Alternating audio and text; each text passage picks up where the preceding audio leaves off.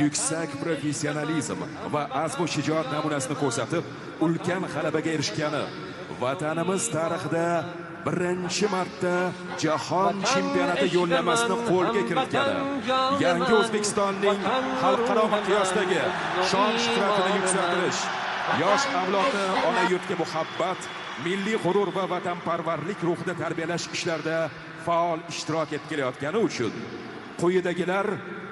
Albatta, yurtboshimiz qo'lidan mana shunday mukofotlarni olish bu qanday baxt, ha?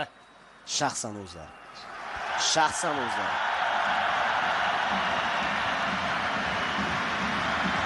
Rahmat. Katta rahmat.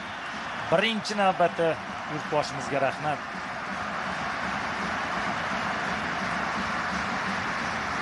Ana endi jamoa ichidagilarning hammasi birma-bir taklif etiladi. Prezidentining farmoni. Futbol bo'yicha Osiyoning eng kuchli jamoalari o'rtasidagi saralash musobaqalarida chinakam jasorat va matonat fazilatlarini, yuksak professionalizm va azmu shijoat namunasini ko'rsatib, ulkan g'alabaga erishgani, vatanimiz tarixida birinchi marta jahon chempionati yo'llanmasini qo'lga kiritgani, yangi O'zbekistonning xalqaro miqyosdagi shon-shuhratini yuksaltirish, yosh avlodni ona yurtga muhabbat, milliy g'urur va vatanparvarlik ruhida tarbiyalash ishlarida faol ishtirok etib kelayotgani uchun quyidagilar mukofotlansin.